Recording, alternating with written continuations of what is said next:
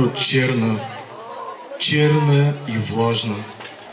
Защо се вземел суха, суха с рохкава пръст? Защо се вземел толкова необятна? Къде вземел да се скрие? Да ни погълниш, да се отървем. Ден ни минава, пладне ни идва, кърджали и дали и поганци. Изпиха кръвчицата ни, изядаха месата ни. Сякаш не са хора, а лишияди. Тежък хайдутук хайдутувахме байнолю. Тежко време, смътно време беше.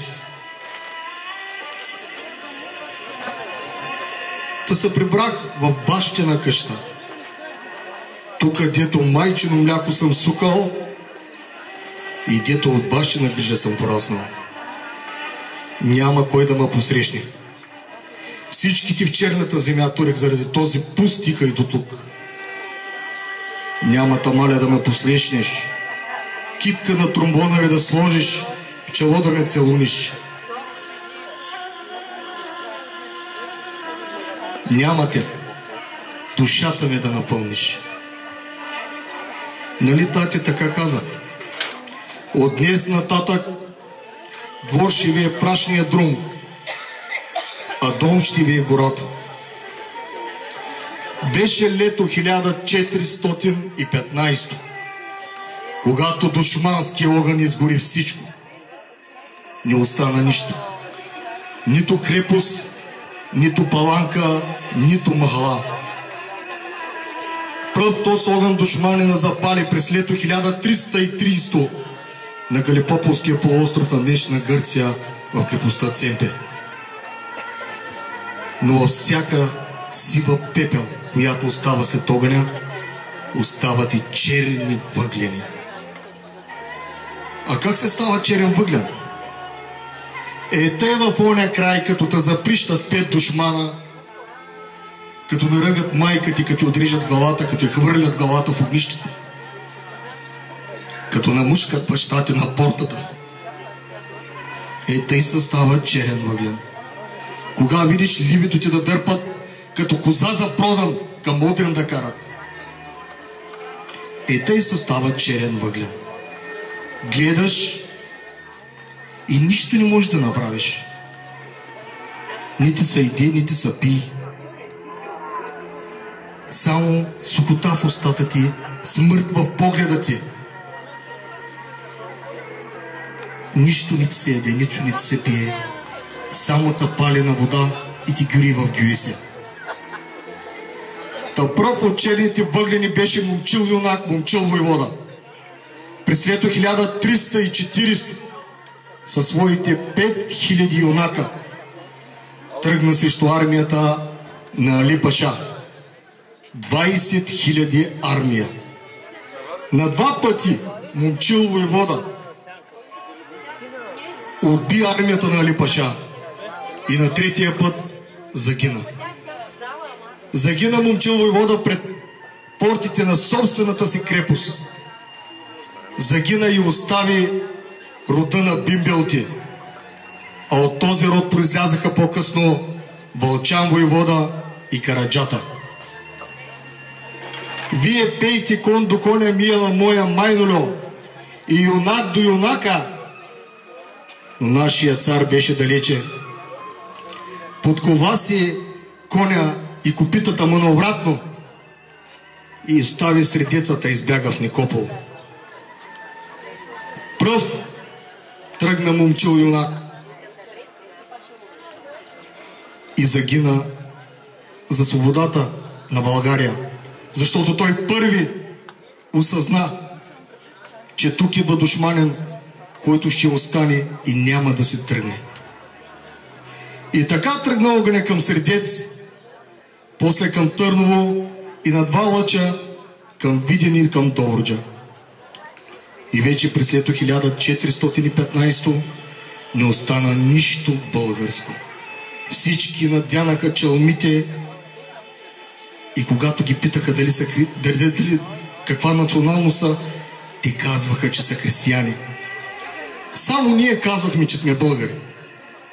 Не ни забравяйте, защото 3 века ние се борихме не за свободата на отечеството си, а се борихме за сиромасите.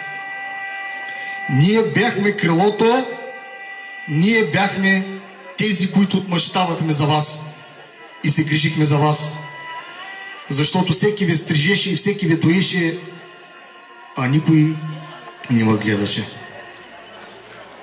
На нашите байраци нямаше свобода или смърт.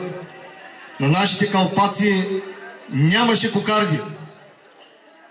На нашите знамена имаше левове и кръстове. Защото манастири правихме, черкви дигахме, мостови правихме и на сиромаха помагахме. А сега за нас в учебниците по история само 3 изречения. 3 века история за 3 изречения. Не забравяйте, не всичко започна от Ботева и Левски, защото те първо при нас бяха. Първо хайдути бяха и по нашите закони вървяха, по нашите стъпки стъпваха. Първи бяхме ние.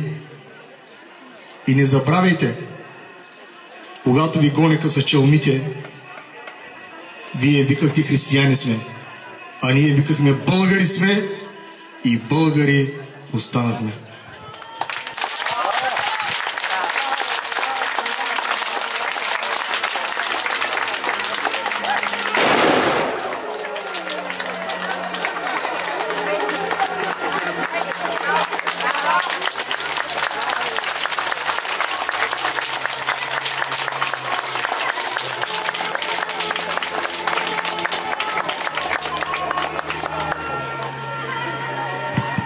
Скъпи приятели, представяхме монолог на Хайдутина. Казвам се Йордан Неделчев Янев. В социалните мрежи съм известен като Йордан Янев Рашков, като пребавям фамилията на покойната си майка. Бог да я прости. Искам да ви представя хайдушко въоръжение и хайдушко обикло. Както каза моя приятел Славян, Хайдутина няма региони, няма област неговото обикло. На който убия, на него взимам калпак. Хайдутите са носили повечето време трофейно обикло, дори са използвали и на османците обиклата, много често. Както е писал Панайот Хитов в книгата си, един юнак е струвал 1200 гроша. Чифт пищофи са стрували колкото една къща. Така че не е било лесно да обличеш момчета. Когато влизал някой в дружината нов, му се давал най-много един нож. Ако той е кадърен оттам нататък, ще се намери останалото обикло. Ако не, може и да загине. Времената са били много тежки, много трудни, облечени, запасани, готови 24 часа за бой. Излизали са по Георгиовден и са прибирали по Димитровден. Много от случаите са лъгали, че са били дюлгери или че са били на занаят във Влашко. Причината това да се случва е, защото оръжията са били много първобитни и барута не е бил ефикасен земно време. Хайдушките носии са, обиклото е най-вече черно, кафяво и сиво. Много, тук има един спор между нас, реконструкторите. Някои казват, че задължително трябва да имат бяла риза, но други казват, помислете, ако има бяло ризо, ти си бяло петно и си мишена. Затова тази епоха от нашата история е много забулена в тама и много от тези от историци и от всички, които се занимават с история, не могат точно да обосноват хайдушкото движение. За някои сме били разбойници, за други сме били отмъстители и сме били закълници за народа. Хайдушкото обикло се състои от навои и цървули. Аз в случая не мога да ви го покажа. Съм с имении и с капакли черни патури, вълнени. На кръста си имам силяхлък, голям кожен колан, в който се запасват хладните и огнестрелните оръжия. Или преведено на български от силях, то означава оръжейник. Той има няколко прегради, в него се слага първо огнестрелното оръжие, което задължително е чифт пищофи, защото имаш 2 изстрела с тях. В много от случаите нишанджиите са били 4 или 5, докато останалите от заря през цялото време са зареждали. По простата причина, че зареждането на едно оръжие отнема от 2 до 3 минути за най-добрия боец.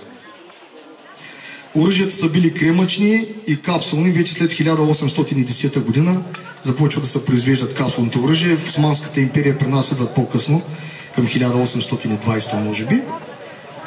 И така в тях има още в селяхлъка за още се държи ятаган, който може да бъде от рогова кост, може да бъде и с дървена дръжка. Черените му. И към него има помощен нож. В селяхлъка още с така наречената харбия. С нея се тъпчат пищофите отпред. И имаме още така наречените фишаклъци. В тях се поставят хартиените патрони.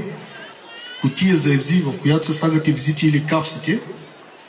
А това е шишенци. Шишенцето има 2 предназначения. В него може да бъде поставен михлем за рани, а другия вариант е да има отрова. Ако те хванат, в повечето случаите дожините хайдушки са били от 12 до 30 души максимум. И те са побеждавали с хитрост. Обаче, ако ги усетят османците и ги заобиколят, това е края да се отървеш. Пушката, която носи е тромбон или така наречената мете сокак. Това означава преверено мете улица. Или това е едновремешната базука. С това нещо билюк хора, дружина, ако са вкупом, може да ги събориш всичките. Проектилите, които се слагат вътре, са повече от един.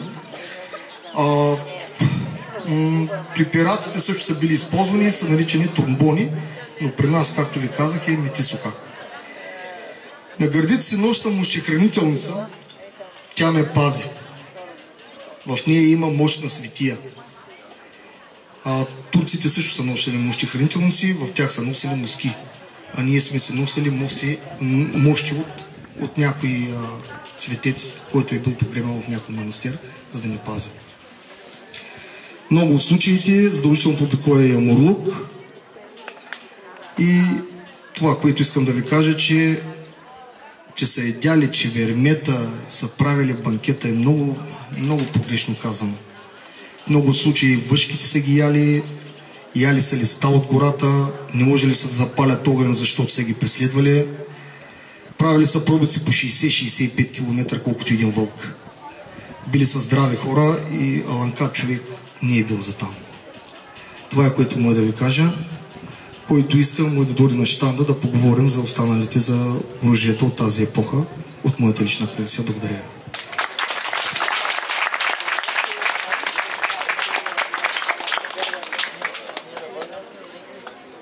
Както виждате, Йордан може да ви разкаже много неща за оръжията и аз наистина ви препоръчвам да минете през изложбата, където да поговорите с него.